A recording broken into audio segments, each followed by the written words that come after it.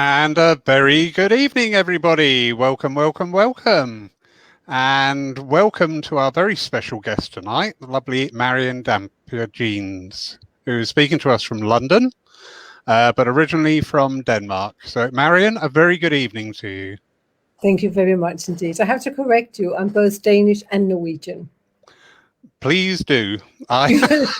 Your nationality, dear. Sweetie, I was looking at some of your bio today and there were names of people you collaborated with, and I thought, I can't bring them in because I've got absolutely no idea how to pronounce that. But wherever you're from, sweetie, it's a true blessing to have you with us. Thank you so much for being with us. And big welcome to everybody joining us live online. Thank you for spending the evening with us. And a special welcome to those people who will be watching us on catch up at later dates. Marion, where do you start? Your resume is just massive. Absolutely massive. Yeah. It is extreme. I'm not going to say difficult, but explaining who I am. And I think I would just go straight into it. Who is Marion? As we said, I was born in Denmark. My mother and my brother is Norwegian. My father and I are Danish. So I spent my childhood between the two countries and the two languages constantly. But my father is the one who started to talk to me about spirit, because when he was younger, one day he was running through he called it the town hall sort of square. And this was back in 1935, I think he said, something like that. And he was running. And on his way, he got stopped by one of we call it tramp or whatever you want to call him, vagrant or whatever, called Herman. And he sort of said to my father, "And where are you going to, Christian?" And he said, "I can't stop talking to you. I'm going to a meeting." He said, "What meeting?" He said, "Oh, there's a medium there and she's got to speak. And I want to hear from the dead," my father said. So Herman said to my father, "All right, I'll come with you." So my father looked at him and says, Am I going to pay for you too?" Yeah, Herman said. So they got to the meeting and Herman and my father sat on the first row. And the medium came up and sat down. And before you could say go to a booth, Herman was on the floor. And my father just looked down and he just went, "Oh my God, no." But he didn't actually pass out because of the drink. He was in full trance, Herman. And he not only spoke Danish, he spoke fluently English. Then he went into French. And not only the medium was looking, but everybody within the hall was just standing around him. Then he sat up and he said, "And when is it beginning?" He had no knowledge. And my father was in deep shock at this time. So time went by and my father sort of thought that was very interesting. But the time came when I came into the world. I think that was the biggest things for him ever. And that was that my mother gave birth to me, and everybody had home birth in those days, back in the 1950s. And, so my mother gave birth, it was about 3:30 in the morning, 3:20 in the morning. And my father sat with me in his arm like this. And in Denmark, we have wooden stairs. A lot of things is of wood. So we have wooden stairs, and my father could hear something creeping up the stairs outside. And he thought, well, I wonder who on earth is coming to visit me at this time in the morning. And he just sat there, and through the door, his father physically materialized in front of him. And my father just sat with me like that. And my grandfather said to my father, "Hello, Christian. I just want to come and tell you that Marion will be." And my father said, "I didn't know what you would be because I fainted with you in my hand." And then I got the name of Marion. So after that one, he knew that somehow he had to look after me, my father. And that he did. He knew that I was something special. So all my life, if you can think of it, I have been talking to spirit. I've been walking out, doing my ice skating. I was ice skating with spirit. I was going for walks in town. I was talking to spirit. We also lived directly sort of further down the road there was a big graveyard. I used to go over there, and I used to speak to a little girl called Anna Marie, a beautiful Danish girl who had passed over. She showed me her grave. Then I started to clean her grave. Then when I was finished cleaning her grave, I started to clean all the other graves. So it was this kind of things of being part of talking to spirits since a little girl, which I thought it was quite natural until, of course, the priest in Denmark came along and looked at me and said, Marion, I want to talk. I want a word with you. And I must have been at this time, maybe about 7 or 8. And I got into his church, or we went at home to where he lived. And he just said, can I ask you, what are you doing over in my, churchyard? And I just said, talking to the people who's there. And he said, what people? And I said, those who's lying down there. And he was just in totally shock until I told him that he also had relatives out there. And I mentioned a name of one of his relatives, and he just went white. And after that, he actually started to take care of me, sort of make me go to Sunday school and make me go to church and things like that. But I still had that extraordinary sort of sense of just speaking to anything I could speak to down the road. But it's called naturally. How So wonderful. Yeah, that was my way in. But I mean, as a child, you don't know the difference. This is what I'm trying to say to anybody. I hear people saying today, oh, I was born with it. What do I do with it? Well, if you're born with it, Spirit will take care of you, honestly. And that's what they have done with me all my life. And of course, I moved into Copenhagen when I was younger, lived in Copenhagen, had loads of experiences, Copenhagen, including, lifting off the table in the middle of a room and things like that. And everybody else seems to vanish. And then obviously, then I came to England in 1969, in the middle of what we call, London, when we had Carnaby Street. We had all, the music, which I was a great part of, I have to say, in 69. The London scene, and I knew a heck of a lot of people in those days, but there was a time, and this is really where it begins my work in England, because remembering, I didn't know anything when I was in Denmark, what it was I could. I didn't know who I was, who it was. There was no education at the moment with me there, didn't know anything. So as a 19-year-old, I came to England, and I was going to a flat in which I was going to rent, or I was going to go and have a look at it in West Norwood. So I got on the train, and when I was on the train, I saw, here we are, West Norwood, got off the train. And as I came out of the platform, a piece of paper in the middle of the air, and it landed on my chest. And I took it up. My English wasn't very good, put it in my pocket, and went to the place. And I stood outside, waiting for the landlord to come. And then a lady and a woman came, Jill and Barbara Jackson, and they said to me, can we help you? And I said, I'm waiting for the landlord. I'm looking for a flat here. He said, oh, he's not here yet. Come and have a cup of tea. So I went upstairs to their flat and sat down, and I had my cup of tea, and I suddenly remembered this piece of paper I had, and I took it out of my pocket, and I sort of said to Jill, which was the daughter, I said, Jill, do you know what this says? And she looked at it, and she went sort of very funny. And she showed it to her mother sideways, and she said, oh dear. So I said, what does it say? It says, apparently you have been invited to go to West Norwood Spiritist Church commencing tonight at 7 o'clock. And I went, what's the Spiritist Church? And he said, Barbara said, to talk to the dead. I said, why are people talking to the dead? Couldn't still understand it anyhow. So Jill said to me, Jill Jackson says, oh, come on, let's go down there and see what it is. So we ran down to the church. I got the flat, by the way, because he came, got the flat, ran down to the church, and we was walking outside, didn't know what to do. And I have to say something that's very important here. Had it not been for the president coming out, looking at me and Jill, going up and down, saying, young ladies, are you coming into our church or not? If you are, come on, let's show you where you can sit. So there was a welcome into the church. I don't think if he hasn't been there, we've gone in. So we walked in and we sat almost on the front. Of course, we have to see what was happening. And we sat there, and it was a full church at the time.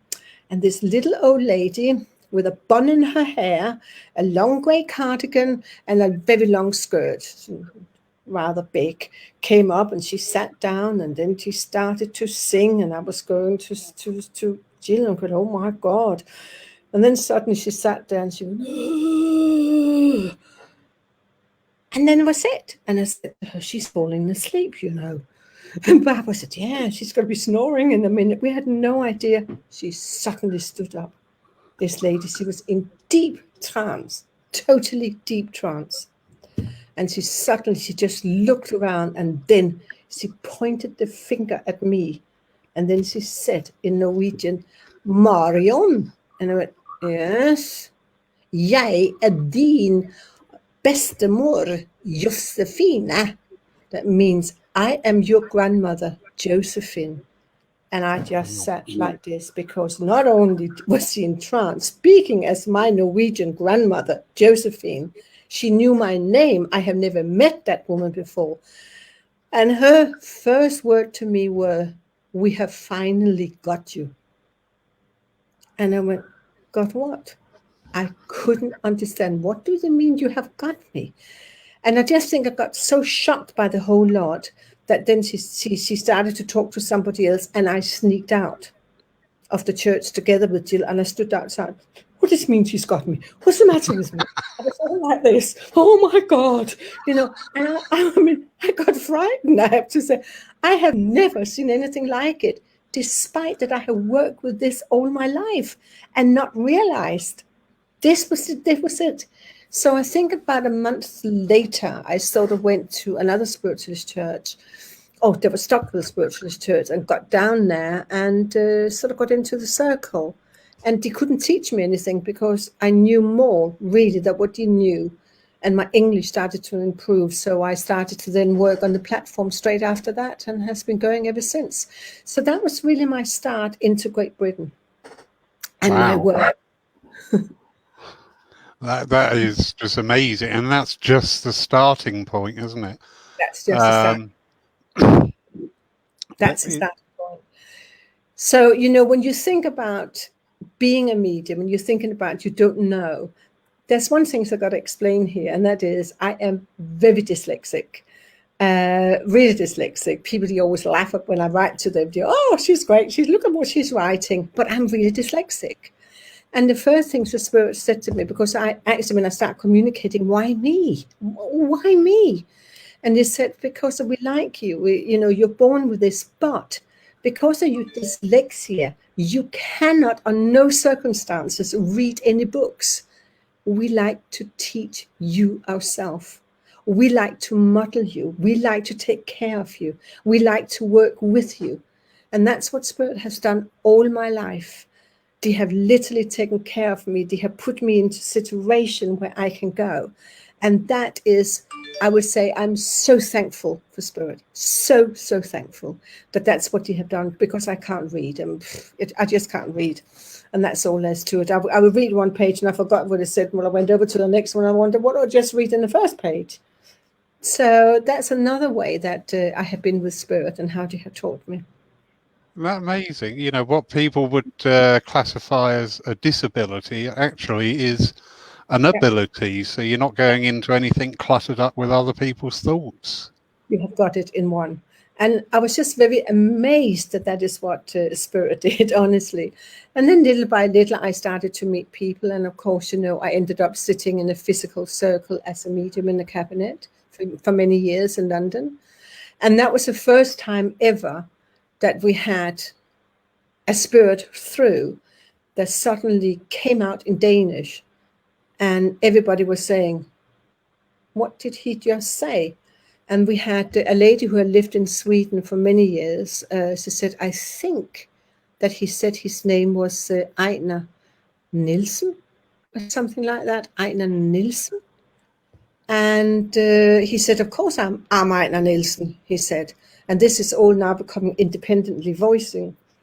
And he then turned around and said, Marion is just like me, and we will have to bring her back home to Denmark. She has to come back. She has to teach Denmark again what we have lost over many, many years. And I thought, I don't know what he means by this.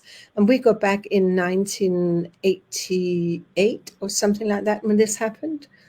And yes, he was completely correct. I was invited into Denmark and started to work. And what really took off in Denmark with me and in Norway and any other of the Scandinavian countries was that I did a TV program. You wanted to try what and who I was. And knowing me and when I work, I did what is called a live sitting by doing psychometry, holding something in my hand. And a young man came through. He gave his name as Bo, and it was completely correct. And I said that he had died with AIDS, which he also did at the time. That's what he died of. And I said, but I can't understand one thing. And he said, what's that?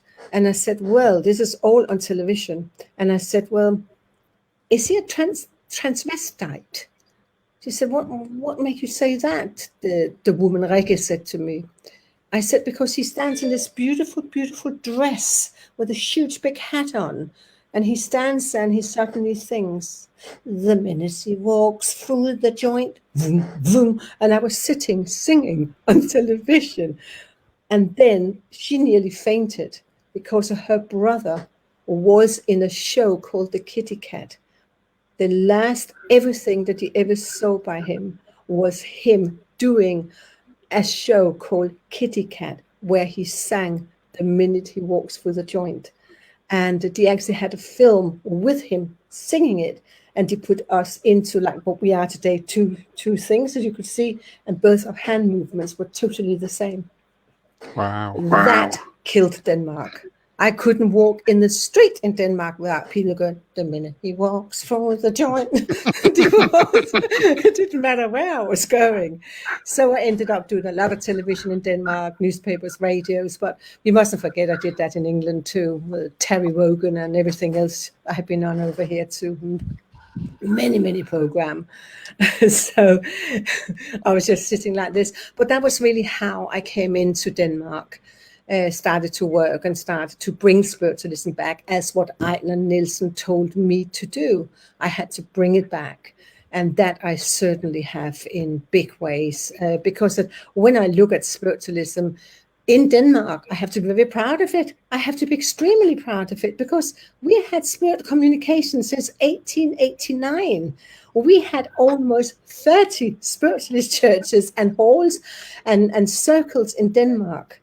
We had so many of them. And it was fantastic to see, though at the end of it, we only have 2 left, but we have loads of organizations in Denmark at the moment that works, on this all the time. And spiritualism, I have to say, is a legal religion in Denmark. From last year, it has been voted in as something, it is part of Roman Catholicism, Protestant, and spiritualism has got the same right. That's it. So that is very nice to actually know that we do have that. We're quite forward in Denmark, plus we have got fantastic mediums. And specific, we had some of the world first-class physical mediums came actually out of Denmark. But we must also remember they came from Norway, they came from Iceland too, and Denmark and Sweden. So, but our mediums, I started to say to myself, right, I'm going to do a research. But that was because that Einen Nielsen came through in a physical circle. And then Anne Malone Rasmussen, which is somebody else I would like to talk about. But let us take into Einen Nielsen first and who Einen Nielsen was. Because that he has been an extraordinary medium, I have to say. He was literally tested by science all over the place. There's Einen Nielsen. We often sit like this, Einen and me together, but Einen Nielsen was a fantastic physical medium. He traveled many places, in specific the Nordic countries. He was also came to England and he was given a, some kind of recognition in England for the work in which he did.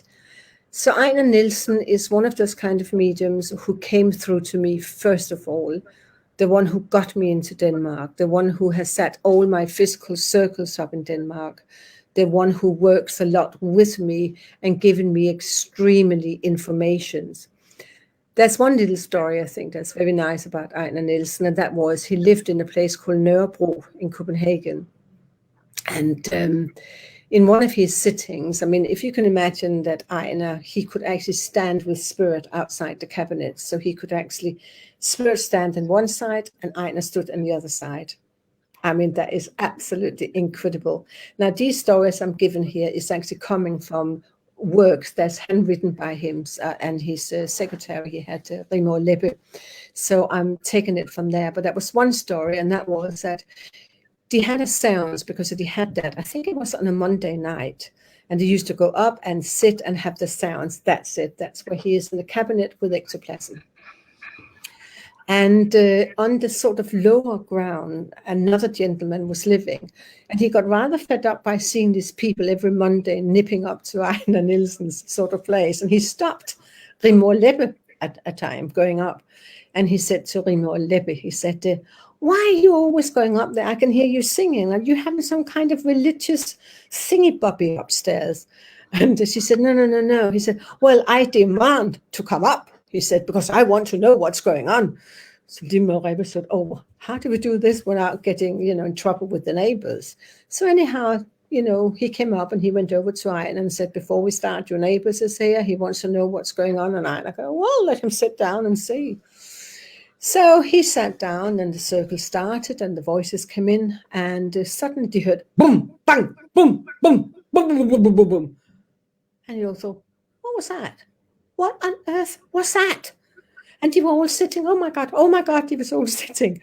And they couldn't move their feet. They could not move their feet. And then they said, I'm sorry. They all said, we don't know what's going on. So what they did, and it was really funny, they had to sort of get Einer out of the cabinet and saying, we have to stop this. We can't move. You can't come out. Spirit can't come out. We can't do anything. Something is in the middle of the floor. And right enough, the light came on. That was it. And they all sat there looking. And in the middle of the floor, there was 12 paintings, oil paintings on top of each other, staggered, small and big ones. And Rimor Leppe sort of stood up and looked at it and went, what's this all about? And took one of the painting and looked at it and went, oh, it looks like the seaside. And turned it around to show everybody and the man from down there said, do you know, I have got a painting like that. And he said, really? Got the next one up. This was on a farm. Showed that around. And he said, that's funny. I've got one of those too. And he went, can we go downstairs and have a look at your flat, all of us? I said, yeah. And he all went down. He stood down and I said, well, I don't know where all my paintings are, but all of them is gone. There was not one painting left on his wall. He was all upstairs in the seance room being transported up. That is how Einen Nielsen. He was a fantastic guy. He really worked very well. His physical materializations was fantastic because, as again I say, I have talked to people who has sat with him, who has worked with him, who has seen his physical demonstrations all over, wherever he went to. So I have firsthand experience. Plus, I actually talked to his daughter, who I think she was about 80 when I talked to her. She's now passed over, and she also told me an awful lot of stories about her father, Einen Nielsen. So that is how, again, I realized the strength in our mediums and what we had in Denmark. So I started to sort of search a little bit further over, and suddenly I got a lot of pictures lying on my sort of desk, and I went, what's this all about? And then we have a photographer in Denmark with the name of Svend Turk. And Svend Turk was not a medium. And he did not have anything to do with spiritualism, but he had a laboratorium in Copenhagen, something called Vesterbro. And in that laboratorium, because he was a photographer, he took films and he had a studio and he had everything else like that. Yes, that was very interesting about him, because of the pictures he took. I am looking at the pictures all around people's home pages and everywhere else. They don't understand the history of this man. He was fantastic, but he took pictures of table levitations in his studio. He had 3 cameras, one up, one down, one sideways, that could take the pictures. And one of the mediums that sat within him, or his circle, on his was actually Einen Nielsen Rasmussen. That was why things happening as well as they were, because of her influence. But he was fantastic. And the first time he ever got to know about spiritualism is a very funny thing too. And that is that he went out to the countryside. Yeah, there he goes with his chairs. One of the things, he went out to the countryside because he wanted to take photographs of some cows. And when he was walking around the field, he met the farmer. So the farmer thought, come on, I'll have a cup of coffee, dear Sven. So he went into his house and had a cup of coffee and sat down. And then suddenly he turned around and said to Sven Tyrk, "You have to meet my daughter. She's a bit funny, you know." And Sven thought, was she trying to get us together or what? No, this kind of thing. But what it ended up with really were that the daughter had something that absolutely knocked him flat. He said, "Just watch what she can do, dear." And then what happened was he sat down having a cup of coffee and he said, "Go on, show your trick." And she just looked at the table, and that table levitated into the midair. And he just went and tried to figure out how in the heck he did that, not knowing that he himself, in his laboratory many years after, would actually have physical levitation. But he didn't just have levitation. There's a very beautiful story from one of the people who told me, who sat with him. He was sitting at the table, and they were all sitting and saying, "We wonder what's going to happen today." And suddenly all the chairs they were sitting on started to go for a walk with them on top of it. We're just going around like, oh. They were all hanging on to the blooming chairs, I'm telling you, just hanging on to it. And he said, "Can't believe this." And suddenly in the corner, he had a huge big, I think it was a see-through kind of place where all his plates and cups were. The door swung open and all the cups and plates came out and started to walk along in the room, just dance around. And then they all, boom, went back again to the place where they were. They all got pushed back to the chairs and laid back where they came from. These are stories that people have told me, and many more stories about Sven Tyrk and his work and what he saw sitting with him and things like that. She said it was absolutely unbelievable. And there was one day also when Einen Nielsen Rasmussen came in, which we'll talk about in a minute. And what happened there were, there's a huge big table. It's almost like a billiard table was there. And Sven Tyrk have asked to have some of his nobler friends in, like, the highest person that was in the fire brigade. He was there, and a doctor was there. And, you got to see this levitation with table. You will never understand it. So what happened was that they all were sitting in this room, and he had a very long sort of, I think, place where there was doors in the middle into the next room. So as soon as Einen Nielsen Rasmussen came in, the chair lifted off, and all of the people who was coming to the demonstration with the table levitation got pushed on top of the floor, on top of the table. And then Einen Nielsen Rasmussen were hanging onto the table, and it was flying right through the room with everybody on top of it. And Einen Nielsen Rasmussen hanging onto it. So that is just the most extraordinary stories I can tell about what people have told me, what they have seen, been part of. So now we have got little Einen Nielsen Rasmussen. She was again a woman who was born with this. She actually knew Einen Nielsen and helped him with his circle, Einen Nielsen, in the days where maybe Einen Nielsen was traveling around the Nordic countries. But Einen Nielsen Rasmussen had telekinesis in the same time as he had everything else. She was also tested by science. She was tested by people all around. She was never afraid of showing her quality and things like that. But she has, unfortunately, there was an incident, and this is where I want to come to now in Denmark, where we have a Professor Plum in Denmark. He was a professor. His name is called Preben Plum in Denmark. He also sat together with Svend Tyrk and put a signature down that what he saw was absolutely accurate, the levitation, what Anne Malone Rasmussen could do, and all the things that happened there was something like a 2 years period. But something happened between Svend Tyrk and Professor Plum, so they split as friends. And when they split as friends, actually, Professor Plum wanted his revenge and took it out on Anne Malone Rasmussen and set up in Denmark a film where he removed some bricks outside his room, where he's got a, Professor Preben Plum, has to sit outside where he's got to have his sounds. And the camera out there was sort of photograph her shoes and sort of upwardly. And there was a sitar lying on the floor. And suddenly the sitar started to play. And it was her own guide that came through at the time, and a lot of things would happen. But what happened were, in the film we see in Denmark, or that is out in Denmark, you see underneath the table, you see the sitar, and you see her feet. But I couldn't understand how a lady with shoes on could play a mandolin underneath a table.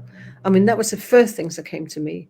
So I started to dig in a little bit harder to find out, what is this all about? What is going on here? And started to research in to find out about who she was or what happened at night and so forth. And one day when I did one of my television programs in Denmark, I actually showed on television Svend Tyrk's book. So the TV crew went and they actually interviewed Professor Preben Plum. And one of the first things he said about spiritualism were, "I regret what I did." And his word regret really stood with me. And I thought, what has he regretted? So I started to search into it. And I then started to speak to Anne Malone Rasmussen's family and things like that. And she got destroyed over what happened, because now Denmark was going in that spiritualism was a fraud, communication was a fraud, physical mediumship was a fraud. So all the wonderful places we had in Denmark at the time shut down. All the churches, all the halls literally shut down. There was nobody who went anymore. So that is why our churches shut down, not because there was any argument. It was because that they shut down because of the devastating blow that was shown on television.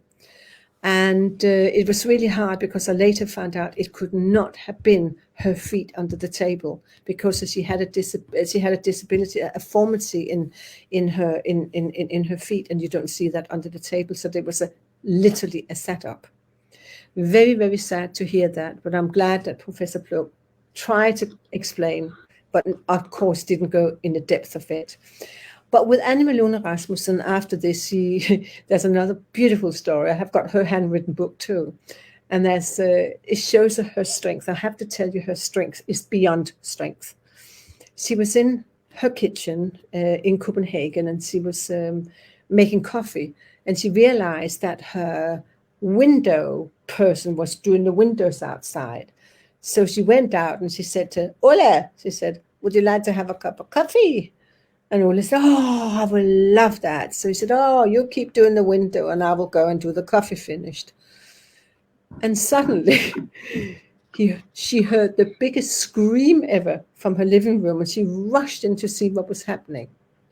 Ola, that was doing the window cleaning, was taken from the window outside into her living room, placed on her settee, laid down. The settee had now risen into the mid-air. Her two armchairs and the table was all moving around, so they all changed places with Ole on top of the settee. Ole just ran. He was so frightening. And I love her words. She says, I didn't have anybody to do my window after that. But that was Anne Milone Rasmussen. They are the people that we had. Do you understand their work? They went out to show. And I have to turn around and said, we had spiritualism in Denmark since the 1889, I think, or whatever it is. We had it. And we had loads of organization. And we have also, had so many fantastic mediums in the past. And small books has come out, not many. So I have written my last book. I've now written 5 books in Denmark, and most of them is bestsellers in Denmark. And this last one I have actually introduced again to some of the things that was happening with our older mediums and what they did and who they were. And it's just fantastic. But that has made me, I have to say, a better medium, because I have sat for so much research myself and have sat with most physical mediums. I traveled to see them. I sat with them. I've had my own circles. So that is my part of my mediumship. I think that my father was told when I was born, Marion would be, but my father didn't quite get it because of the physical that has always been around me. But the physical mediumship, I have to say, follows me on the platform. I have physical, literally things happening. I was down in Wimbledon Spiritualist Church some time ago. And I had to say, when I was down there, it was a very hot day. I think the healers have forgotten to actually turn off the heating. So there was not only like a hell inside, there was hell outside too. And we got in there and it was really, really hot. And I had many people in the congregation. So what actually happened then were that I kept on drinking from the carafe that was on the table, drinking because it was that hot. And it must have been about 10 minutes away from when we have to stop the demonstration. I had drank all the water, literally drank all the water. And I turned around and there was no water left. And Ray Robinson turned around and said to me, do you want to have a Coca-Cola, Marion? I said, no, that's fine. We're nearly finished. And I just stood there, believing this or not. But suddenly I had people screaming in the church. And they all stood up and pointed the finger. And I went, what's wrong with him? And I turned around only to see that the watering can was refilling itself with water. That is happening more than I can say in my spiritualist churches. In Denmark, we had the same phenomenon. I was in a huge big hall giving a huge big demonstration for about 250 people. And I was standing there and I said, you must remember to turn off your mobile phones. That was my thing. And we kept on repeating it. That was with one of our spiritualist churches in Denmark, in Aarhus, called the Lysets Hus. And Bettina Thompson, which is the leader of the church, the president of the church, was with me on the platform. And she said, now do remember, turn off all the phones, turn it off. And there I was on the platform, just about to talk. And what do we hear? A phone ringing. And a phone ringing. And I was just going to a gentleman and saying, oh, I have got your wife here. And then a phone rang. And we was looking like this and said, right, who hasn't turned that phone off? And we got very angry. And everybody was in the pocket looking. They all went like this, no. And I said, that's strange. We all heard the phone rang. And then the gentleman sort of said to me, oh, dear Marion. I said, what's wrong with you? She said, I have to tell you. But my wife, she sat at the telephone exchange for 40 years. She was an operator there. And I bet you it was her. And the phone rang again and stopped. So there's all things like that. I go into a church and water are thrown at people. So they literally sit in the air and what? Is it raining? I had people in one of my demonstrations and all I could see was 2 legs in the air, or 4 legs all together in the air. And I went, what's happening down there? And Spirit had laid them back. So the legs was in the air. Never hurt anybody. Never hurt anybody, I have to say. But the phenomena continuously keep on with me on the platform, or it happens at home when people sit with me here in my home. So it's again going back to my childhood, if you like. It's like, sort of saying, here we are, this is what is happening, this is Marion. Yes, she has this phenomenon with her. Sometimes it gets upsetting with people because they're wondering what happens when certainly something happens, or my chairperson doesn't realize. And, when you put a CD on, you put it in to sing, and suddenly the CD turns off, and it opens up the thing where the CD is, and the CD shuts off and boom, flies ahead. And you always sort of say, but never mind, next, I'm always having a sense of humor with it, because I have literally learned that is what spirit likes. So it is quite nice. It's quite pleasant. And, and I'm having a good time in Denmark, and in Norway is the same, and in Sweden and in Iceland and in Greenland. Not many people have worked in Greenland, but it's one of the countries I have loved to go to, because it really is a fantastic nature people in Greenland. So in North Norway and North Sweden, they are called the Sami people, they are nature people. And they in themselves have lots of phenomena, I have to say, in daylight, voices, independent voices. It's the same with my mother. She had independent voices in the light. Nothing was ever in the dark. And I have to say, that my circle, my physical circles, learn. We don't sit in the dark. We will sit with a little light. But what we also have in there is actually cameras. We have recording. We record what is happening, and we have them screwed on the walls. And if spirit don't want anything to go on, he literally takes them, he unscrews it from the wall and puts it underneath our chairs. This has happened more than once. Wow. So, yeah. So sometimes we can be able to see things, other times we're not able to see things. Then we can hear voices on the tape and knockings and banging. And I had a fantastic circle in Copenhagen, and in a time we had 3 mediums in there. One sitting outside, Jens Erik was sitting in the cabinet, and then Peter. And to see what spirit didn't do that day, it was absolutely extraordinary. When we talk about seeing ectoplasm in the light, and I have to go back to the light, sitting in the light, and Jakob that was sitting there, the first thing he said, I had to be a bit rude now, I do apologize. He was sitting there and he was going, Marion! Yes, what's wrong?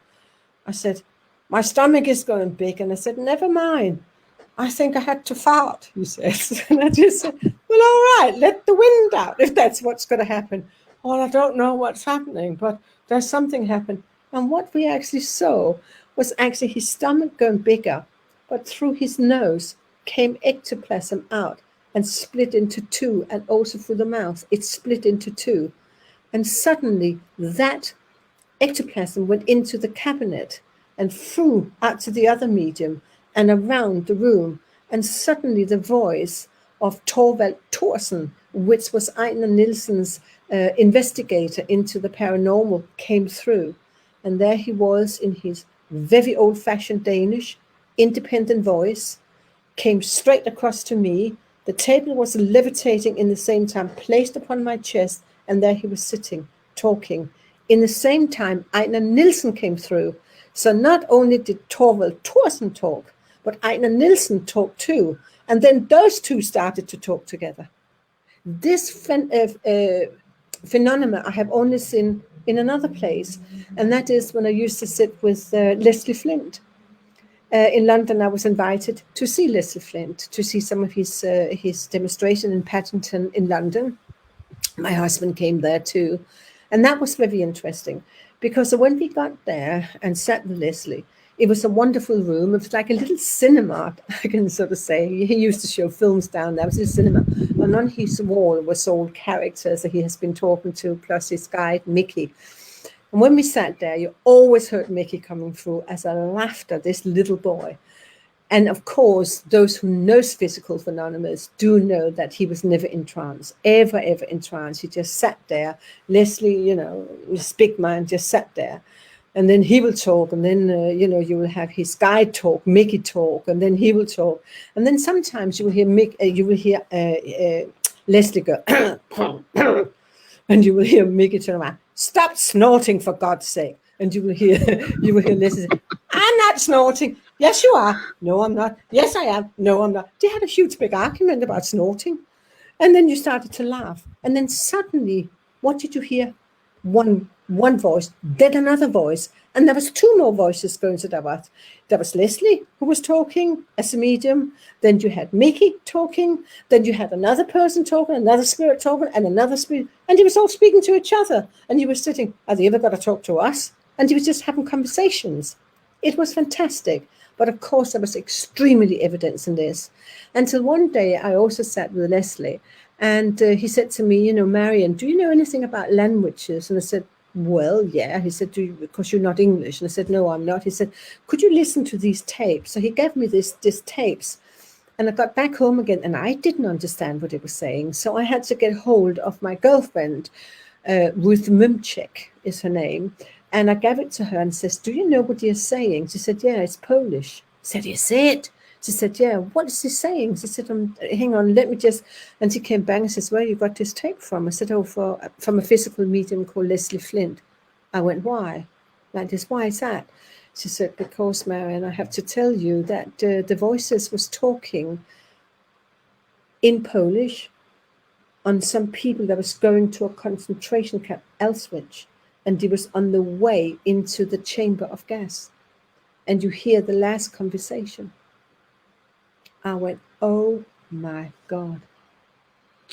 And that also came through. Why they come through, I have no idea. I just don't know why they come through. I have to say why these souls come through. But it was incredible to actually sit with Leslie Flint and then hear foreign, well, he didn't understand the languages. And then one day my father came through and in Danish went, hello, Marion, dejligt at se dig. Oh, I went, what? They all sat there. It doesn't stop, spirit. They can speak whatever language you like, and they will come through. What I really thought with Leslie Flint were, you could hear Scottish accents, you could hear English accents. There was children, there were women, all of different voices. And I think that when I saw Leslie, we go back in 1980 something. When I saw Leslie anyhow, I think that my mediumship became better. I think that I knew what I was looking for. I think I knew what I wanted. I think at that time, that was when my physical work also started. I started, in a sense of it, started to realize there was a lot more to spirit communication, life and death, and so forth. So when you see somebody of that standing and that caliber, it removes our own mental blocks as well of thinking, well, I can't do that, we can't do this, we can't do that. But actually, if we really link in with spirit, nothing is unachievable. Absolutely. Sorry. Okay. You're the guest. You talk. You're darling. Stop this. All right, sweetie. Oh dear. I'm waiting for you now. Me. Okay. Thank you. Do you think the decline in the physical mediumship demonstrations is partly due to society has become much more cynical? If you were to stand there and say, right, I'm going to give a physical demonstration tonight of mediumship, I am going to produce X, Y, Z, a bigger percentage of people coming to see that wouldn't be coming to see that to share in the joy of spirit and the wonder, of what is achievable. Most people will be coming in going, right, I've got my camera, I've got my recorder, and I'm looking out for what, and spirit are intelligent, and if people are going to come into a demonstration in that vein of trying to disprove it, what's his name, Randy out in the US, if you're bringing that energy into a demonstration, I don't think it's the energy is stopping it. I think it's spirit just saying, do you want to do it? Yeah, I mean, carry on. They turned around and they actually said to us in one of the circles, we don't mind, inviting science in, people who wants to monitoring our work. It's fine. But we don't like to have debunkers in. If you are open, you can be skeptical, then come in and we will prove it to you. But we don't want this attitudes, what he had over so many years. There's many more than him. We had it in Denmark too, where he tried to discredit Einen Nielsen for some kind of fraud that he has done in Oslo, which isn't quite accurate. They did it with Anne Malone Rasmussen. It was still not quite accurate. So you will always have debunkers coming in because it either they have a religious attitude or they have another attitude. So this can't happen. There's just one thing I would like to say to all these skeptical people out there who has never seen physical phenomena, who keep on debunking it. My one question is, how many years have you actually sat in the physical circle to try to understand this? And the word are never. So how could you possibly talk about what is fraud and what isn't fraud if you never have sat for 10 years in a circle, monitoring it, being there, studying it? I think it is the biggest claptrap, I'm afraid to say. I can get so angry when people say, I don't believe in this rubbish. Have you studied it? Have you looked into it? Have you been to the churches? Have you been to a medium? Not just one medium, many churches. It's all out there for you. Yes, there is a lot of strange circles going on at the moment all over the place. I mean, I'm the first who's hanging it up. I hated going to a seance or what we call a demonstration of physical mediumship sitting in the dark. Why on earth will you sit in the dark? You can't damn see a thing. You should have a bit of light done, come off so we can see it. Tom Johansson, which, his mother, also had a beautiful, circle, the Saturday Night Club, I think it was called. I spoke to him before he passed over, and he also said, don't ever sit in the dark, sit in the light, which I have always done. I hate going in and then suddenly saying, oh, wonderful phenomena. And I said, where? Well, the trumpet was flying, the tambourine was flying, this was flying. I said, can you tell me what kind of phenomena of spirit there is in that? Of course there is nothing. It's called parlor game. It's totally parlor game. There is no absolutely evidence in seeing trumpet flying in the air. Honestly, for those who really search into it, it's the voices, it's spirit. It's the communication, it's the education in which spirit so wonderful love to give in our circles. They love to give how things work. They ask us to keep on research. They ask us to go out and see. But all these things that's coming along now, and of course we have got circles, that's fraudulent, honestly, very fraudulent and very frightening. And they are charging. I am so angry about that. So much money. It's ridiculous. It's totally insane, the fees in which they are charging. I'm not saying that the medium shouldn't have some work, but some of the, I'm sorry. No, I wholeheartedly agree. I've seen some demonstrations and you can just do the maths, the numbers expected to attend time the fee, and you think, really? That's an interesting figure. We've got some questions coming in on the side, which is wonderful, and a lot of interaction. I'm not sure whether to put this up or not. I don't know if I'm going to spark. You just crossed your arms then, and when you did that, I thought, No. Hello, Annette. Annette has been lovely. She's been backing you up all the way in the chat column there and giving links and everything. Absolutely beautiful. Yeah. Hi, Annette, and thank you for it. Yes, I think that what we don't talk about a lot, I have to say, in our circles, we don't talk a lot about it in spiritualism. We all like this. Does circles ever go wrong? That's one thing. Is there anything that is bad within spiritualism? We don't talk about it. Everything is angel and very good. Has anybody ever been to a level they shouldn't be to and start to see things? Well, in my circle, I have to say, or my summer school I had in Denmark, I asked people, literally, if you're going to sit with physical phenomena with me, you don't drink. I won't have it. You don't come in stoned out of your head. We did that in 1969, dear. That was fine. But you don't do it in my circles. And of course, we had exactly that happened. There was a couple of people that was out of order and was partly drunk. And as I was just about to go in with Einen Nielsen, he stopped it. Vroom!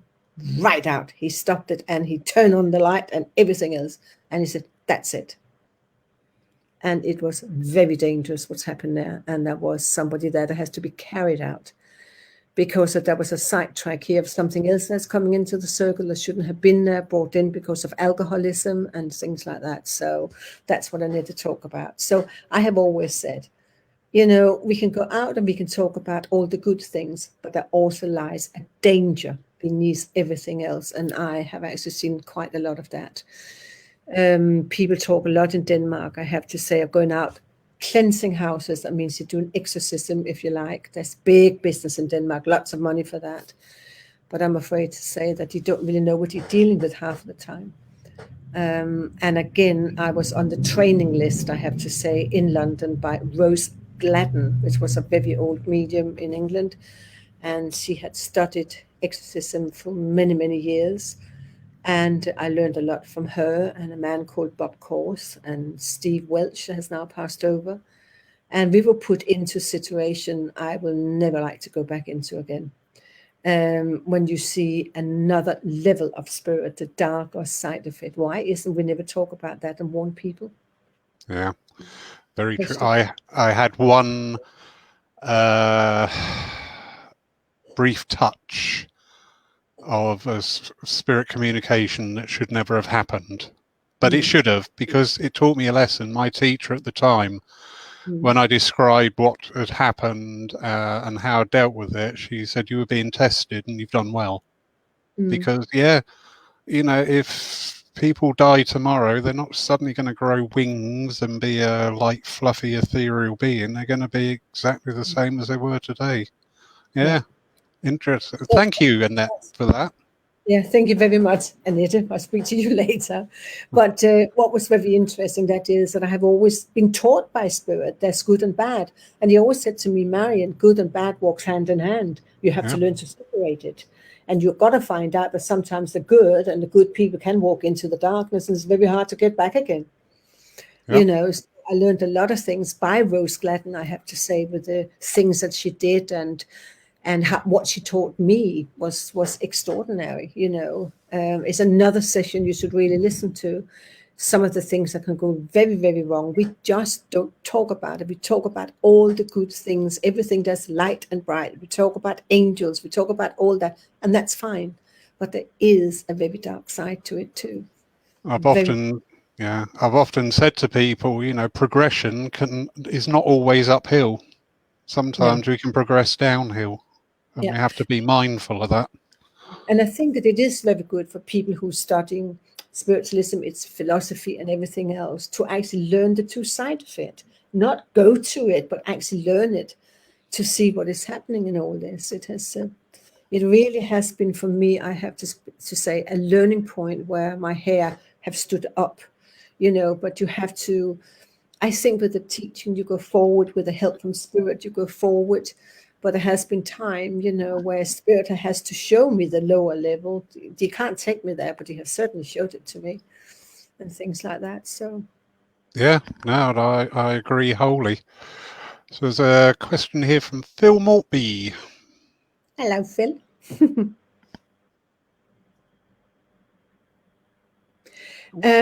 Well, I can only say, I mean, the thing is, Phil, I come from a very spiritual home. I have to explain that. My mother, who's Norwegian, or was Norwegian, she was into spiritualism, or she was into communication, to the Sami side of life. She had fantastic independent voice and everything else. My father, as you now know, was also in spiritualism. He went to the mediums back in 1935, thereabout. And then they had me. And then you heard the story from my birth. So I was certainly brought up with it. I had it within me. But it is like everything else. I think that you can go in, and there is an ability. This is not a gift. It is an ability. You're right there when you say that word. I love you for it. It's an ability. You can learn it as you get older. You can sit with it. So yes, I think the ability is within all of us. But I think that it's up to us if we want to use it, or if we can use it, or in which way you want to go with it. If it's the mental mediumship, or the healing, or platform work, or circle work, or physical. I think the ability are there within all of us. But I think that it helps, like me, coming from that kind of branch of it into this. Even spirit put me and my husband together. I have to say, that was their doing. We actually met in a funeral parlor. As you do. Actually, Gonna meet somewhere. some friends of ours, of my husband, had a party, and they had bought Aston Funeral Parlor. So they wanted to get rid of all the vibration and had a big party there. And I was there, and my husband was there. We didn't know each other at the time, and we were just there, and we started to dance together. And my husband sneakily said, together with everybody else, "Do you feel at home here, darling?" Well, I did. I met my husband and I married him. We've been married. Thanks. How lovely. How lovely. Yeah, that is a very good question there. My understanding of it is you can have 1,000 pianists, but only one will be who will be the grand concert pianist. There's no defamation to the others, but only one will just really refine that gift and that ability. Yeah, absolutely. Yeah. Hello, Sue. Lovely, Sue. Been a big help to me. Can you just read that for me? Here comes the difficulty. Oh, right. Yes. Apologies. Marion, how do you feel your energies change when spirit use them in many different ways? I don't know, because things are very natural to me, Sue. Honestly, it's very, very natural to me. Some people say they go cold, some goes hot. I just know they are there. I have this inner ability by tuning in. It's very difficult because it's such a natural way with me. I can't explain, Sue. A lot of people say they sit for meditation and then you feel things changing and whatever. That has never been my sort of thing, Sue. It's just there. It's so naturally. I can't explain it to you. Help. Yeah. I really can't explain it because it's just so natural. As I said, as a child, Sue, I walked and I started to speak to spirit. Nothing changed in that. It was just me. It was just Marion going out ice skating, playing down the churchyard, in the church, everywhere. It was natural. There was nothing I can sort of compare with anything. I know when spirit is around because I sometimes hear clicking noises.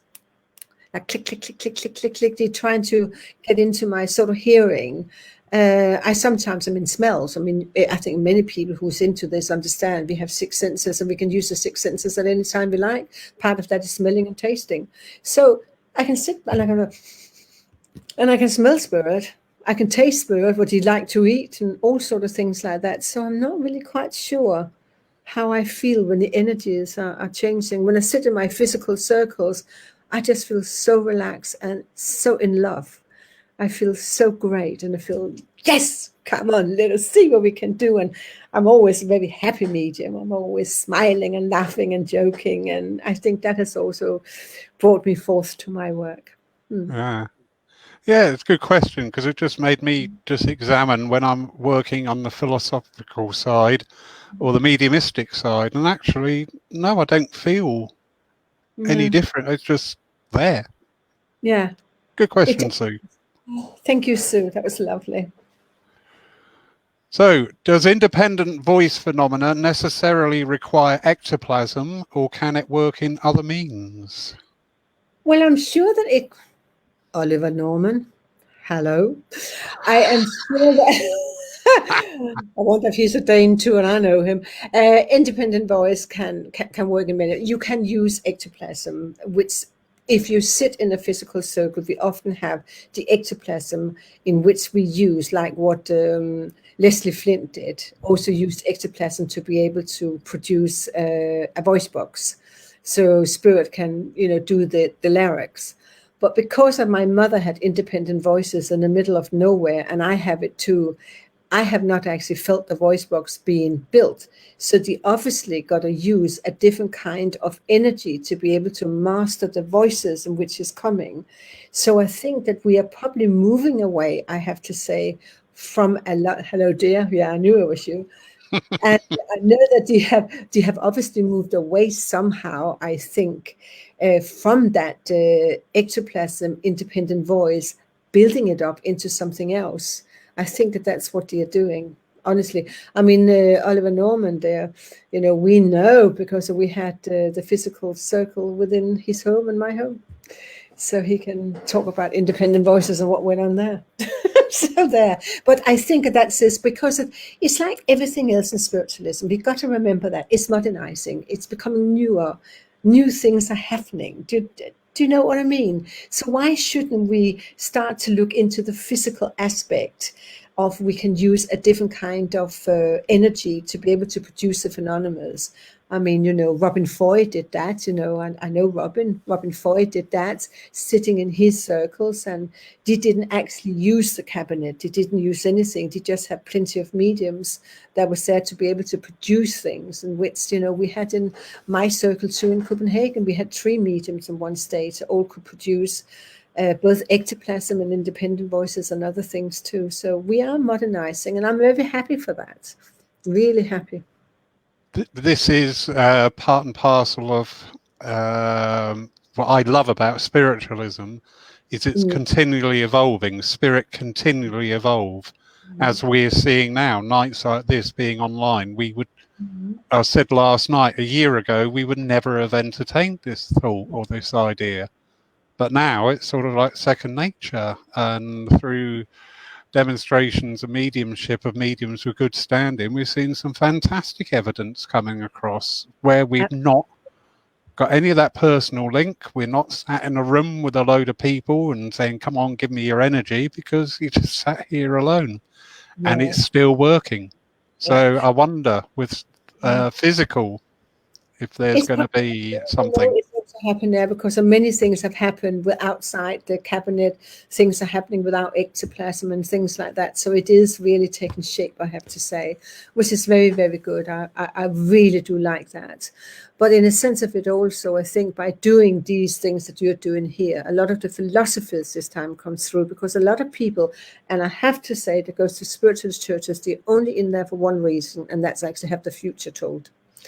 We have gone away from reality. We've gone away from what I call spiritualism. What is it? Communication. What is it? Our philosophy. What is it? Into, hello, I've got your mother here, and she says, you've got to move into a new place. There's something wrong with you. You don't feel very happy. Oh, new things got to happen. What has that got to do with spiritualism and communication? You might as well go down to Brighton Pier and pay her £5 and have your hand read. Yeah. So No, we have to sit back. I do agree. Even before this time of restrictions, I was getting very despondent that every night there was another demonstration of mediumship on here, there and everywhere.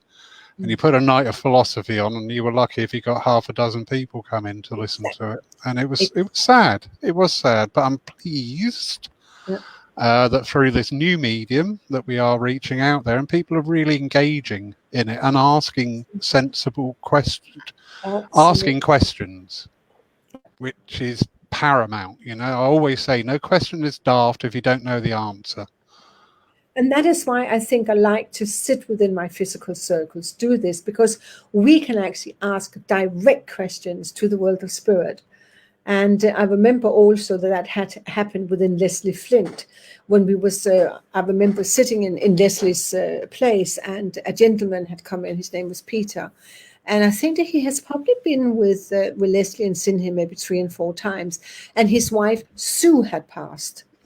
And Peter always came there because he wanted to talk to Sue, but she never came through. And there was one day I remember that Leslie turned around and said to Mickey, oh, for God's sake, Mickey, can you go and find Sue? She has never come through. And Peter's still sitting down there waiting to talk to her. And then suddenly Mickey disappeared.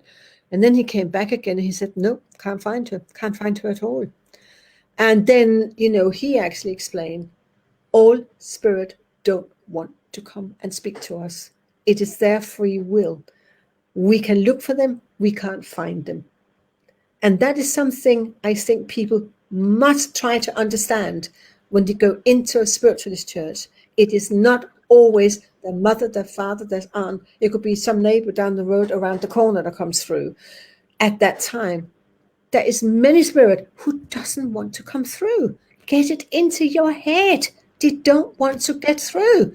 They have had enough of this life. I remember in a circle I sat into, and we had this old Cockney guy coming into the circle, and we were just sitting there, and we were just going, hello, who are you? And he said, well, I want to know, who are you then? I've been brought into this bleeding circle. That was his language. And we said, well, what are you doing here? Well, if you think, and I'm going to start telling you how much money you got to put in the gas, I'm off.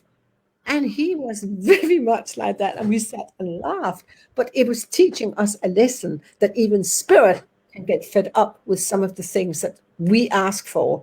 You know, shall we move? Shall we have children? Shall I marry this one? Shall I do that? What's the matter with all of you? Have you not been born to live your life? Are you not the one who's got to go around changing direction, doing things, planning your life? What is that got to do with spirit? We're here to learn. This is a school of learning. It's a wonderful school of learning. You can't go out to shop at the moment. Sorry. You can do something else. It's life. Yeah, very true.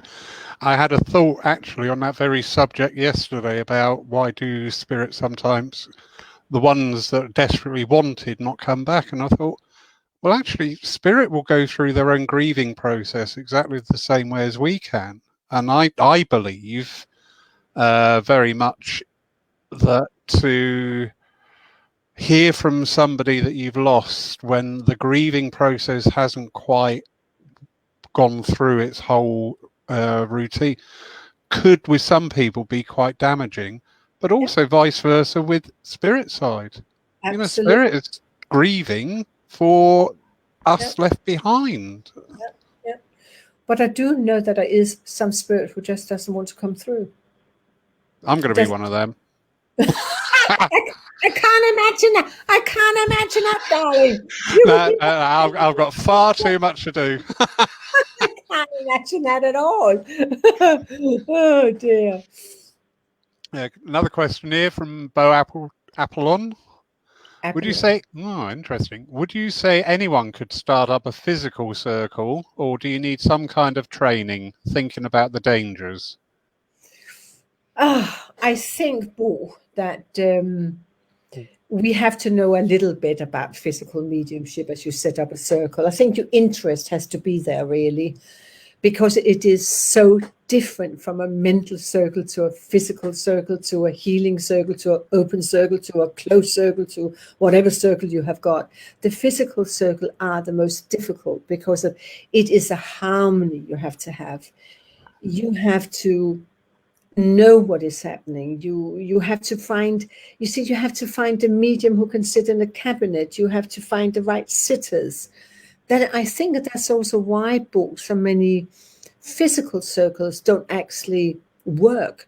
You sit for years and years and nothing ever happened. And you can have somebody going ill and suddenly everything happens.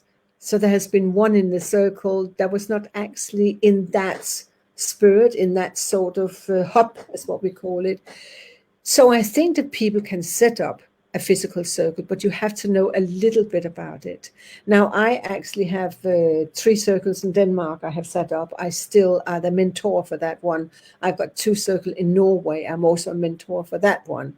So we have links like this talking about what's happening. I would give them advice, what to do, listen to spirit, and that's working because I have a background within myself that I have sort of taught them in various different workshops and so forth, how to go forward. So I think a little bit of knowledge would be good, but by all means, set a physical circle up. But you can sit for 9 years and nothing happened. Yeah. And I've had similar questions, not in the main physical, but setting up circles. And always my response has been, well, have you actually approached spirit? Have you actually put your intent? Have you actually, sat and meditated and gone to spirit and say, I would like this to have evolved. I would like it to evolve because it's going to serve whatever purpose. Because spirit, if you say, right, I want a physical circle because you want to see chairs flying, spirit going to look there and go, carry on then. Have fun. Enjoy yourself. Absolutely. I mean, often you go into a physical circle, I just think you sit there and just be happy and be joyful because of you're there. I think that's when things starts to come in, actually, when you have reached that stage where you don't actually expect any things, but you go there because you want to let spirit come through. You sit to let them come through. You know, you don't sit to develop yourself. You don't sit in a mental circle where you have to develop yourself. You sit as an instrument for spirit, and they will use you if they can. So that's it. Definitely. There's another Dane, Joy, that comes in there. I can see she says, I hope to see you in Ulsted. That's one of my big demonstrations. I go, yes, Joy, I will come there. Don't worry. What a wonderful evening. Absolutely beautiful. I was just sat there. It was great. I didn't have to say anything for 45 minutes. I'm laughing here. Oh, dear. No, I think that I have gone through some of the things I would love to say. But as I say, you know, I have so many stories. You have no idea. And also my network within the physical are enormously big. Victor Sammy and, you know, Wendy Sammy in Australia and in Brazil and in New Zealand, in Spain and every places like that. We often talk together upon these things, which is lovely. So when you have a network like that and you can learn from each other, it is so fantastic. Yeah. And I have to say, it doesn't matter. I have actually been a medium for 50 years. And had traveled up and down Great Britain with my work and so forth. And I was born in 1982. Carry on. And my aura just fell on the ground. I get distracted here because during the time talking about the physical circle, there is something banging on the roof over the healing altar, and I'm just like, I'm not listening. Stop it. Go away. I just have to turn around and say the wonders of it is all the years I have had of experience and the learning and I have never stopped learning in all the 50 years and Indeed. All the churches I have got to. Yeah. I still learn. I am amused what's happening, and I sometimes sit in awe and go, oh, how did you do that? So, and of course, I've traveled a great deal. I went to America, also to Duke University, and I went into the research center there and did studying. I wanted to find certain things, and that was very interesting, being part of that. So my work had taken me quite far, really, really far in studying this, and I don't give up. I really don't give up. And I can't see you giving up. I can see him having to sit on the coffin lid one day saying, down. And I keep on saying, well, you probably can't see that I'm in my age. I am 32. Yeah. When you said 50 years, I was trying to get in. You don't look old enough, but I couldn't get that in. But never mind, eh? Still got my own teeth and hair, all right? Oh, lovely. I've got somebody else's here. I don't know whose, but never mind. I always remember in my churches, I've sort of been around Great Britain, and you come in and you sit down, you go, right, somebody's put a foreign coin in there, and there's a button. That was in the collection. That was when you went around with a plate. You often found buttons or foreign coins. That was it. So, lovely people. We are so spiritual, you know. Oh, definitely. We're down to earth because we know we're here and we may as well enjoy it. I think that's one of the benefits of spiritualism. It actually gives you a new zest for this life because you know, right, well, okay, bring it on. There we go. Marion, what a beautiful evening. If you get the time at some time to go through some of the comments, because there's quite a lot of questions there about joining a circle. You seem to have your PR team in tonight, which I'm internally grateful for, who are backfilling on a lot of answers in there. So that's wonderful. That's Bo and Annette. It's actually a little team I work with in Denmark, and it's great. They are the one who helped me with my own Zoom meeting. Right. And I'm doing the same now today, but in Danish. To explain to them, we have already got 100 people link into Zoom on Monday. We can't have any more. Brilliant.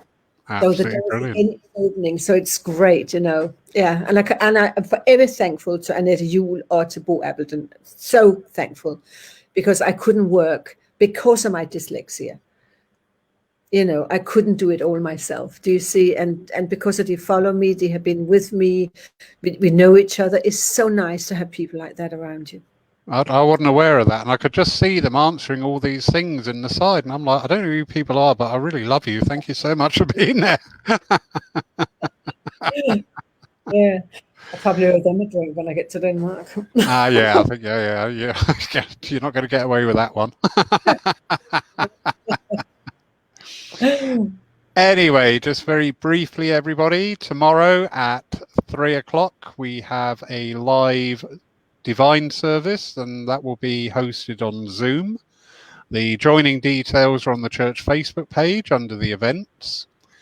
Then on Monday evening, we have a meditation. Please note this Monday, it's just moved forward an hour because I'm helping out another church who wish to put on a Zoom presentation, and I'm just going to be in with them on their first one to help them master Zoom and how it all works and everything, because apparently I'm now the spiritual IT engineer for the South Coast. I don't know how that happened, but oh well.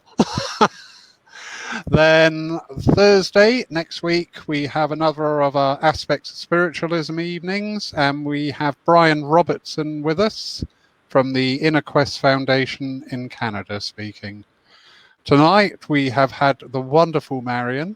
Absolute joy to hear just a fraction of your experience and your adventures. And we will meet one day. We're only 110 miles apart. All right. So, you come into London, love. all right, sweetie, I will. All right. Thank you all for joining us tonight. Thank you for those who will be watching us later on catch up. I'm putting some of these comments up here in Danish. I've got no idea what they're saying. I hope they're complimentary. That's all right. He's in a physical circle I set up. Ah, right. Okay. I have to say, I'm putting them up there. I might have some anarchist on here. I don't know.